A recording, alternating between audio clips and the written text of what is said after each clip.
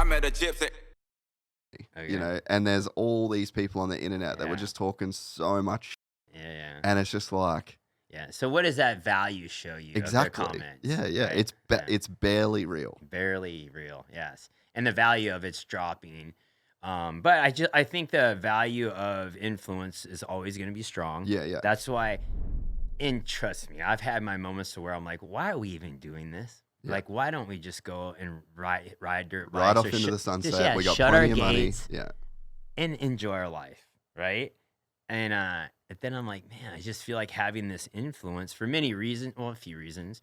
I feel like we started this movement with the YouTube at a young age with Haiden and our family telling our story, and we were one of the first ones to jump on that and build this momentum with this community. And I feel like this community is very like-minded. I feel like Moto is very like-minded with. I agree with that. our values are aligned in a way. Yes, I feel like it's very and the ones that are not, they don't have to watch our channel. Yeah. But I feel like in another conversation, I feel like there is people out there in the media that use the Moto front for their cover page, but are not really part of our community vibe, right? I think there is those people out there, you know, and I think people are starting to see that. Yeah.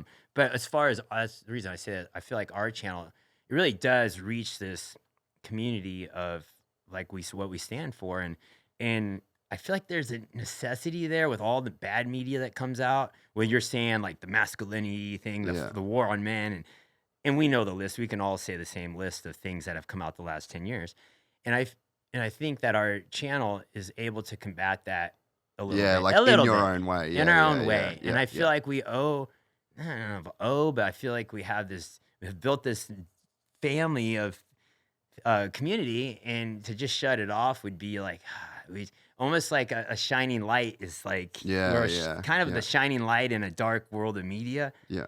For what we stand for is, and maybe I'm off in left field, but I do think that there is a element of that. Mm-hmm. And like, I mean, I see your comments on stuff like when I'll look at things that you guys post, and then whenever you're involved in stuff like that we post, there is a lot of people that are like, man, Brian's a family man. Like, I mean, as far as like you personally, like you're a guy that's made millions of dollars, you reached the top of your sport, you've now raised successful kids that are doing their own thing, and you're 50 years old, you're still fucking ripped, you're still working out every day. You know, there's just like an element of a butterfly effect that you can have in the world by just existing in your own way.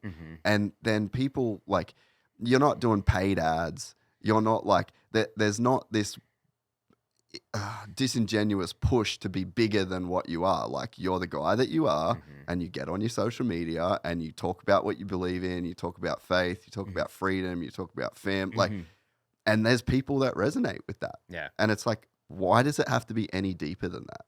You know, like I'm a dude that loves moto. I love the people. I got a certain idea of how I want our sport to look. Yeah. You know, I have my things, and that's just, you can either you're either like, you're on board or you're not. Yeah. And I just fully don't care, you know. You have a choice. Yeah. And you know what makes people mad though is why I think people get upset with like what you say or what you do at times, because they see that you have a following, an influence, and they're like, you're saying things I don't agree with, and you're reaching a lot of people, so I'm mad. Yeah. And I think that's the vibe of a lot of people. Then I'm like, okay, cool. Get your mic, go get your dirt bike, whatever your access is, and go build your network and say what you want to say. Yeah. And I go, it's open game. Yeah. Don't be mad at us because we've built a network and it didn't happen overnight. Right? It was just a lot of work. And anyway, I just had a little thought on that one. But I think, you know, to circle back to your point, like I think there is value in that. You know, like there's value in just being a guy that is like, you're living a good life. Yeah. You know, and you're like showing people that, like, I get influenced by your running. Like, I try and run a bunch, and I've been shit lately. Yeah. Like, since we got back from Dubai, I fucking had pneumonia. I'm just like, been fucked. Yeah. And I'm like looking at your stuff, and I'm like, fuck. He's 50. This is the old dude out there. I run down the road with broken ankles and tore up metal in my body.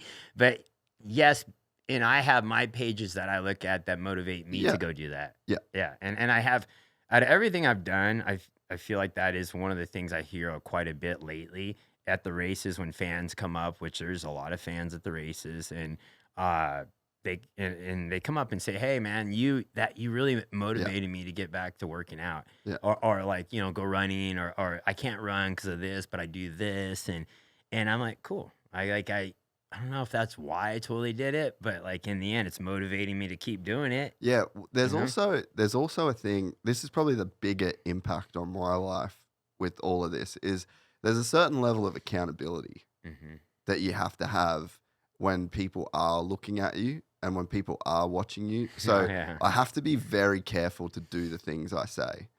You know, like, Oh yeah. because it's like that's actually quite important to me. Yeah. Because I am a guy that like I'll try and be positive and Yeah. I'll try and be, you know, spreading If you're a love. human, you're gonna mess up. Yeah. You know what I'm saying? Like, and I have my moments. Unfortunately, they all get caught on camera now.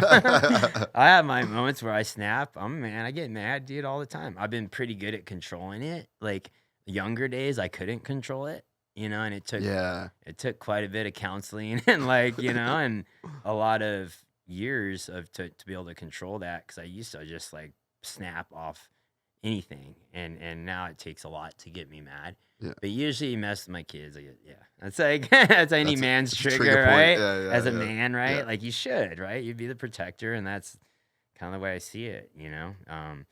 Like yeah, and the only like I had a guy tell me the other day, he said the only reason you really should fight like is for your family. Yeah. He's like, other than that, is it really ever worth it? You're gonna get trusted, and you're gonna go down that path. And back in the day, obviously, I didn't care about that, but it was kind of a cool comment, I thought. Yeah, I completely agree. I was in San Diego. I took my wife down there for like there was just like a little restaurant that I thought she'd like.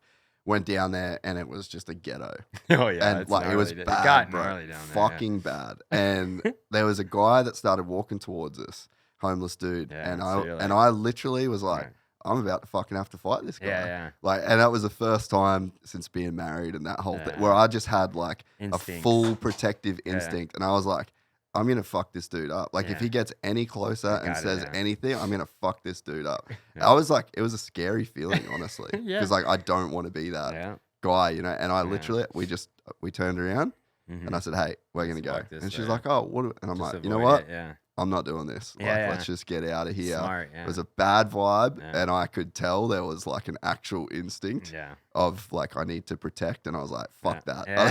I don't need to be in this environment." I agree, and I feel like the world's guiding more towards that, and especially this country, it's going that direction. It's becoming more unsafe, 100%. And with having kids, you know, I think about that a lot. And fortunately, we can go live, you know, with land away from it. But man, if you lived in the cities and like down, dude, it would be, you better be on guard, dude. Like we've been in downtown LA 3 weekends in a row.